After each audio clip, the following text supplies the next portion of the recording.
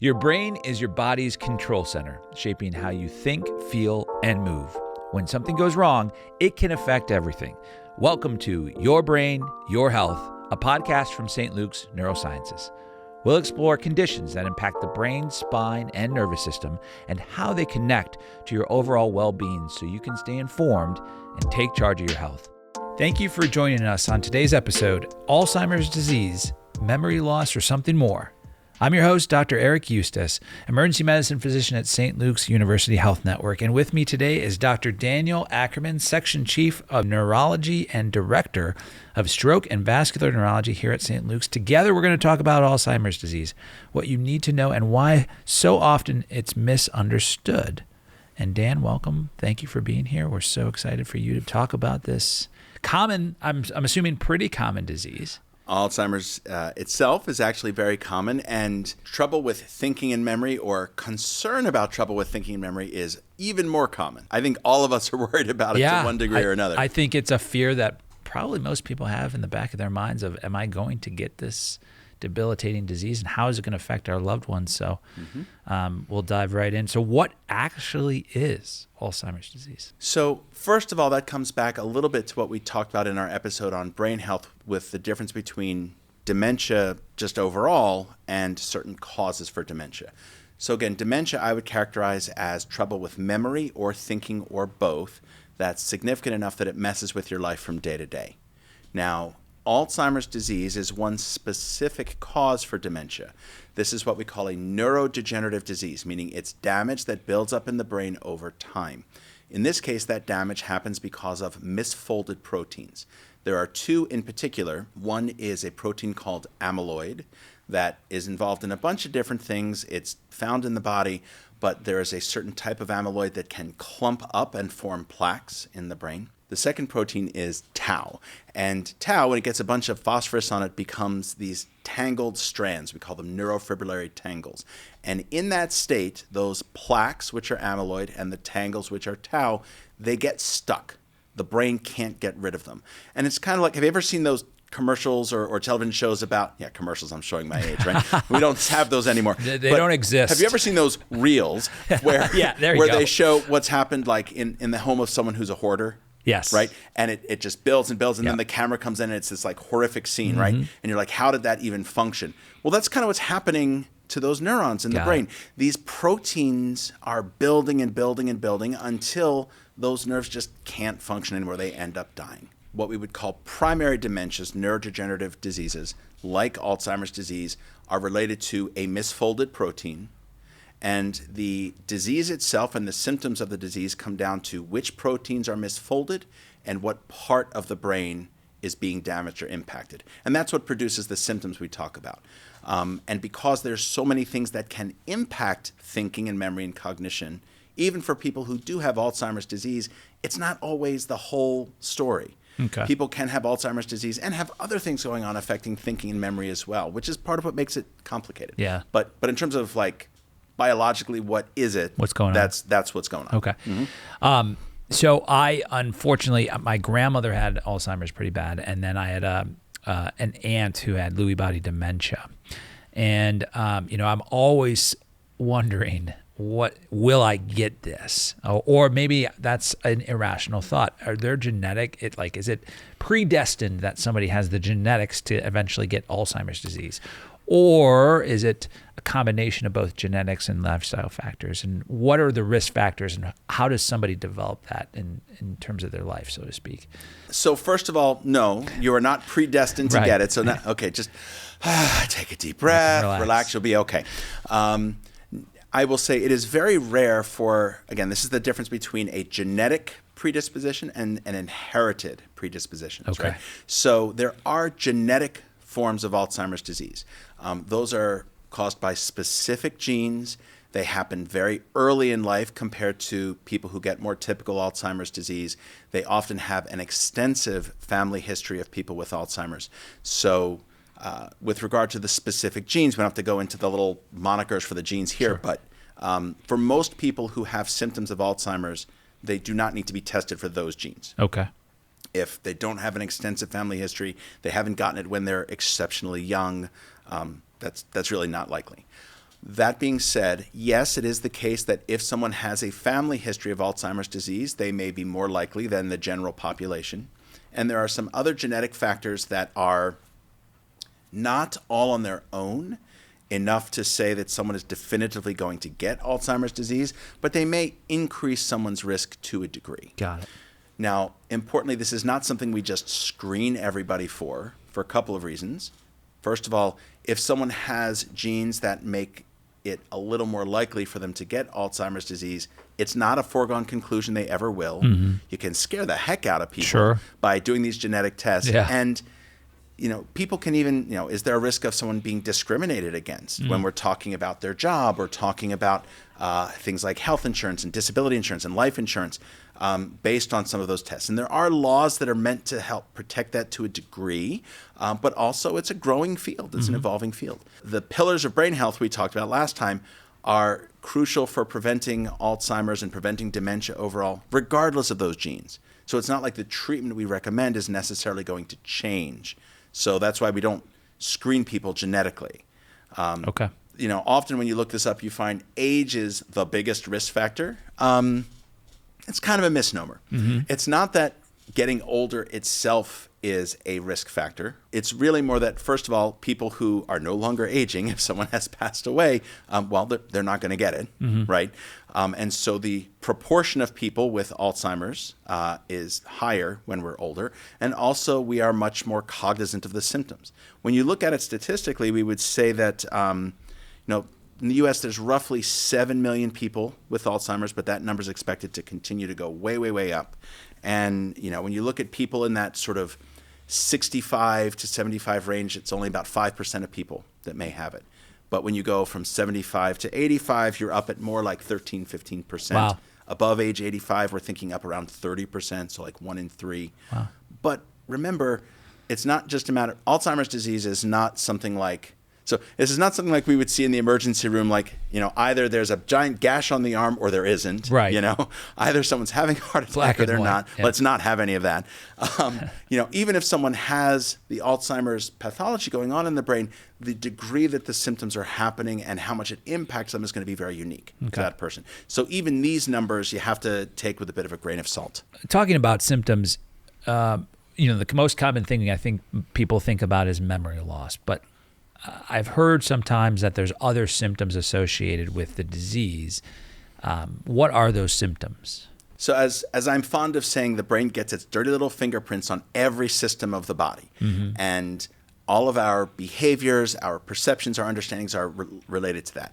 So, breaking this down, first of all, with regard to memory, yes, it tends to be more short-term memory that's impacted, and long-term memories tend to be spared, although that's very common overall. And particularly as we're getting older, it's very common that our short-term memory, and particularly our ability to pay attention, is limited a little bit. So that all on its own doesn't tell me someone's got Alzheimer's disease. Okay. Over time, Alzheimer's can affect things like speech and language, our ability to understand language, our ability to produce appropriate language. Decision-making and judgment can be really impaired. Remember, this isn't just about memory, it's about thinking, our ability to make appropriate decisions, interpret and understand situations, and the like.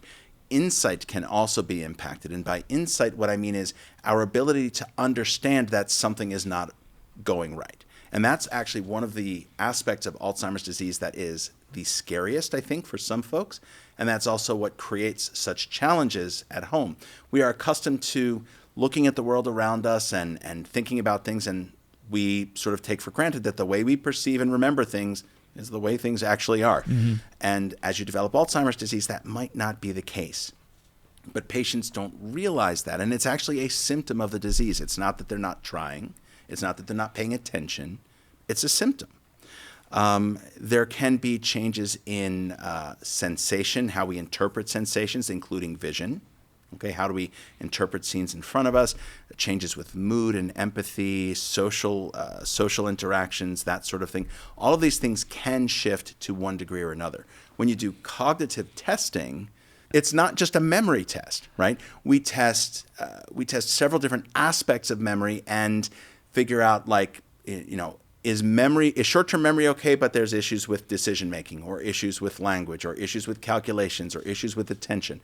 You test each of those a little bit differently to get a picture of how they impact somebody. Okay. You mentioned cognitive testing. Is that the only way that Alzheimer's is diagnosed, to actually do a formal test on an individual?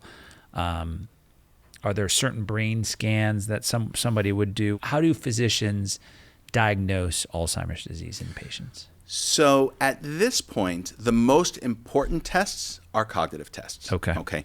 Alzheimer's is not diagnosed based on a scan. And importantly, we don't use scans to screen people who are asymptomatic. Okay. Just like what we were talking about with some of those inherited genetic tests, could we do a boatload of scans and figure out what proteins are doing what in the brain? To a degree. But does it necessarily mean that a person is going to absolutely get Alzheimer's disease, and can we treat that a certain way? Not necessarily. So really the first and most important testing is a combination of a really detailed history and physical exam, including cognitive testing to one degree or another. Based on someone's suspicion at that point, there are two things that you do. Number one is rule out mimics for Alzheimer's. Other things that are going on physiologically or in the brain neurologically that might present symptoms like Alzheimer's, but actually be something completely different. Okay. And then there are some tests we can do. There is a specific scan or two, not an MRI. That doesn't tell you. And I'm a neurologist. I love a good MRI, but that's not going to do it here. But there are some specific scans we can do to prove that someone has Alzheimer's pathology in the brain.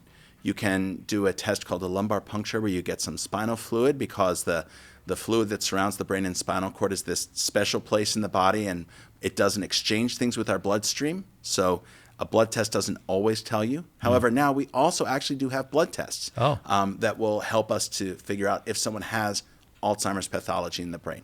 And by Alzheimer's pathology, I mean the changes in the brain that happen because of these misfolded proteins. Okay. So diagnosing Alzheimer's is really a combination of someone having a history consistent with it. They don't have mimics for it. Their examination and cognitive testing is consistent with it. And we have proven they have actual Alzheimer's pathology going on. They have actual Alzheimer's changes going on in the brain. Are there treatments that we can give patients for Alzheimer's? Yes. Okay, anything else? No, so the answer is yes. There's actually three main modes of treatment for Alzheimer's disease, all right? First of all, you remember all those other symptoms that we talked about, right? The mood symptoms. So those can be treated with a combination of medicines, number one, and also lifestyle changes. So changing the way our day is organized, developing habits. So habit is your brain's friend. Your brain, for all the amazing things it does, your brain is kind of lazy. And if it can get by doing something by habit, it's going to want to do that. And so habit sort of takes a little pressure off of your brain. And by developing habits that help you to remember what you're supposed to be doing or where you're at or what's going on, signs and things that reinforce what's going on around you, those things can help. The second type of treatment is more specific treatment for thinking and memory. There are a few medicines that we use that are meant to help sharpen some of that thinking and memory. They're not amazing, but they are legitimately helpful. But in both cases, what we've talked about so far are things to treat symptoms. There are a few specific treatments for Alzheimer's disease now that are what we call disease modifying, or in other words, although they are not cures, they actually can slow down the progression. So someone who is diagnosed with early, and you have to use these early on, someone who's diagnosed with early Alzheimer's disease through the process that I talked about before, there are specific treatments that we can use to help slow down that progression. So importantly, these new treatments, they do slow the disease down. They do not treat the symptoms. So someone on one of these new treatments is not necessarily going to feel better from day to day. That's what the other stuff is for. Medicines to treat mood, to sharpen memory, to help with energy, to help with sleep, to all of that sort of stuff, okay? That's actually how we treat the symptoms. These other medicines, people who are receiving them, they will get worse over time. Alzheimer's is a progressive condition, so they are going to get worse over time, but they will get worse more slowly, and they will have more time that they are still themselves and acting more like themselves and behaving more like themselves compared to someone not receiving these medicines. Are there any misconceptions about treatment that you've heard over the years? I think there are a lot of misconceptions out there. I think, first of all, again, coming back to this idea of dementia and Alzheimer's kind of being interchangeable and that they're sort of the same thing. Secondly, the idea that if someone has Alzheimer's, that's the only thing they have that's impacting their thinking or their memory. Right. A lot of people can have multiple things. The idea that it is completely untreatable, right? I think some of the biggest misconceptions, however, are people who are convinced that they have it or people who are convinced that they don't. Right. And that can go in both directions. Again, it's something we all worry about, and that's appropriate. But that's where we really do have to involve our medical team and be willing to engage in some of that testing and figure out it's not going to be perfect. It's not like a blood test that comes back and gives you a level and this is your Alzheimer's level. It doesn't work that way. This idea that, I don't want to check it because what if I have something and there's nothing they can do anyway? Well, that's just not true. I think you mentioned, Dan, that early detection is key, right? A lot of these treatments that you mentioned need to be started early in the process. And we've talked about that on this podcast before, that it's important to be upfront and transparent with your provider and your physician to make sure that you're addressing these issues and having real conversations, right? It's difficult. No one likes to talk about these things, but we have to talk about them to be able to help and treat them. So exactly. For these newer treatments that slow things down, we are slowing down the rate that damage is building up, not necessarily stopping it, but we still can't reverse that damage. So once the damage is done, that doesn't mean we can't do anything. We can still work to treat symptoms. It's hard. It takes time. It takes effort. We can still work with that, but we can't get that back. We can't get those brain cells back once they're time is gone. Brain. Gosh, as it turns out, time is brain, isn't it? Your favorite catchphrase. I've heard that somewhere before. That's my license plate. Right? I didn't want to mention it on the podcast, but now well, that's all right. I'm not telling anyone how I spell it, so it's we have obviously listeners that have either they live with somebody who has Alzheimer's or they know somebody who has Alzheimer's. What things can they do to help support somebody or a loved one who has that disease? Well, first of all, importantly, there's no one intervention. When we're talking about Alzheimer's, it is truly all about everything in your lifestyle, right? There's no one thing you can do that is super supportive or one thing you can do that is completely catastrophic. There are, however, some great principles to follow. Yeah. First of all, I would say we don't have enough time to go into all of these things, so I would go to the Alzheimer's Association website. That's a patient-facing website where they have a lot of good advice about what to expect and what to do and what have other patients and families done. There's no perfect playbook here, and each family is figuring this out as they go.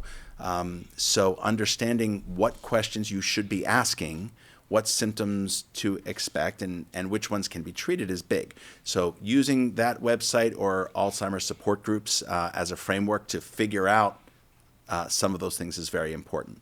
Beyond that, I would say, again, recognizing this is not just a matter of somebody not paying attention or not wanting to understand or not being willing to understand. So pick your battles.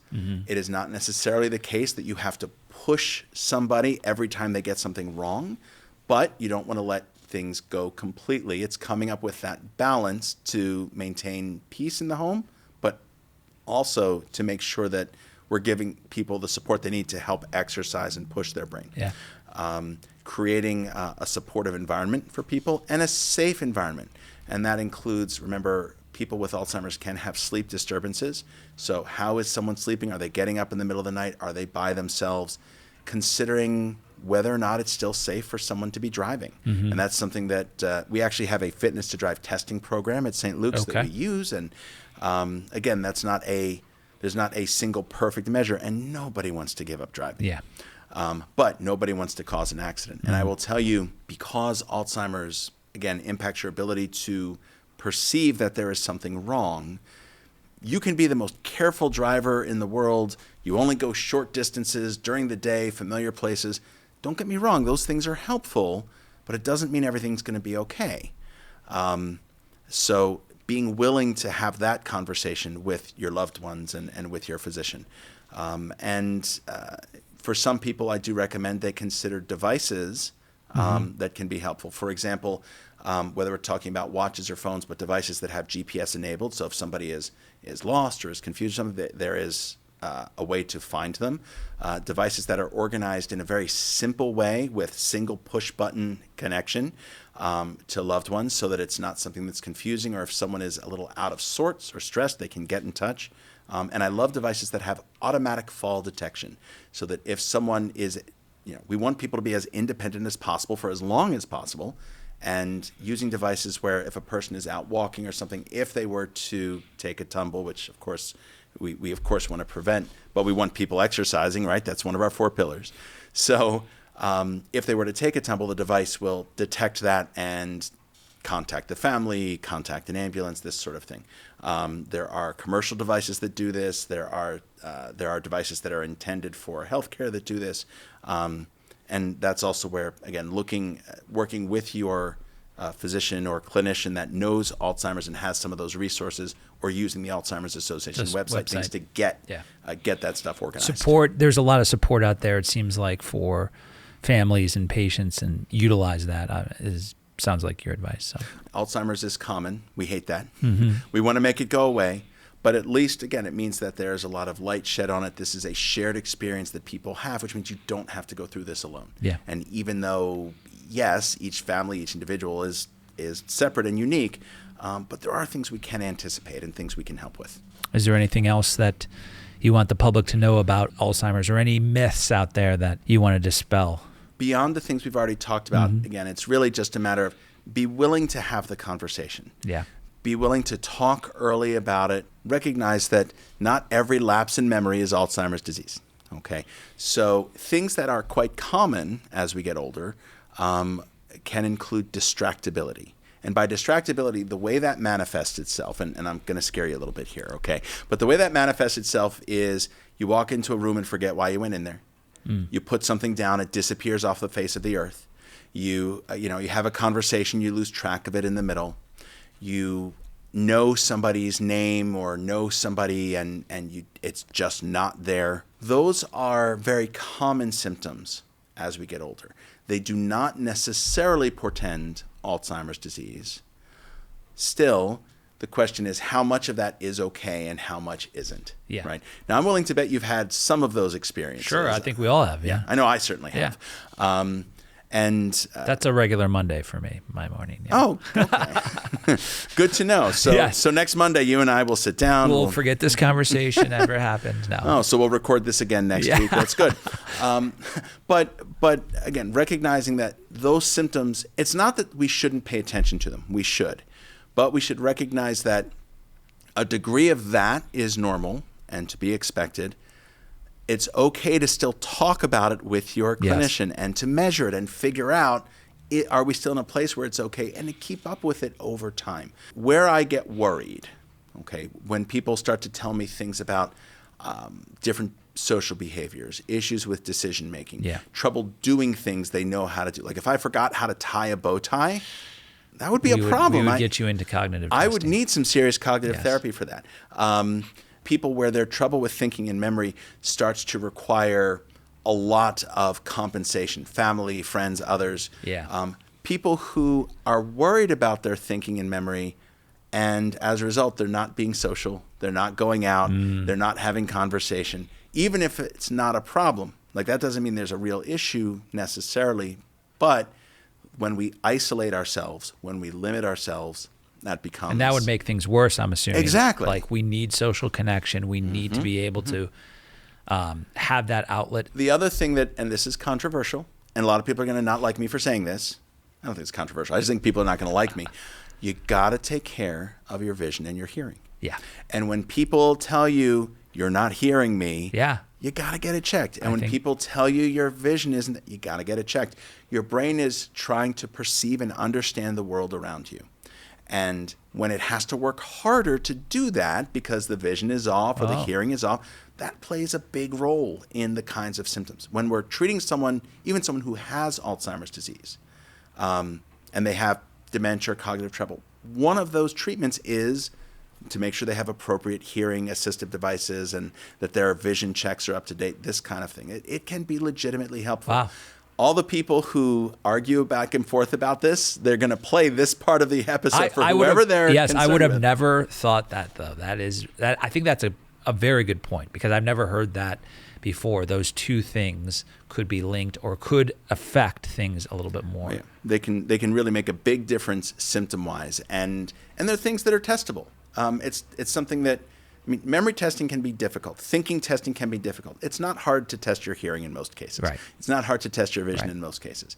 And no one wants to be stuck with expensive different glasses or hearing aids or whatever. But there's a lot of couples in particular who, there's one of them is a little more obstinate, saying, no, it's fine. I'm fine. I can hear everything fine. And that goes on for like however many years until they see me in the office and we settle that argument and I get in trouble, either with my patient or with their loved one or both.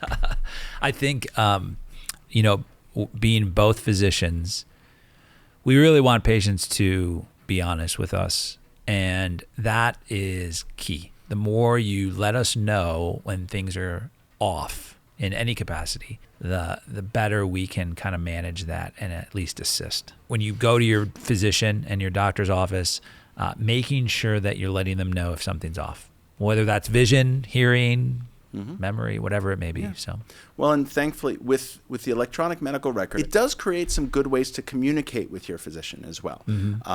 Aside from having to call the office and maybe wait on hold and talk to someone and then talk to another someone, to be able to just send a message and say, right when you're concerned, doesn't matter what time it is day or night, right when you're concerned, to send a message and say, hey, this just happened. I'm worried about this. This just happened. Is this okay?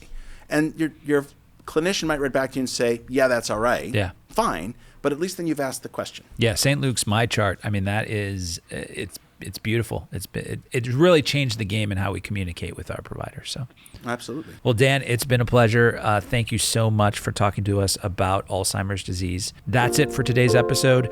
You have your brain, your health. Thank you for spending your time with us. And we hope you're walking away with some clear insights of how to prevent and treat Alzheimer's disease. As always, until next time, thank you very much. Take care. Your brain health matters, so keep learning and listening. If you found this episode helpful, share it with someone you care about.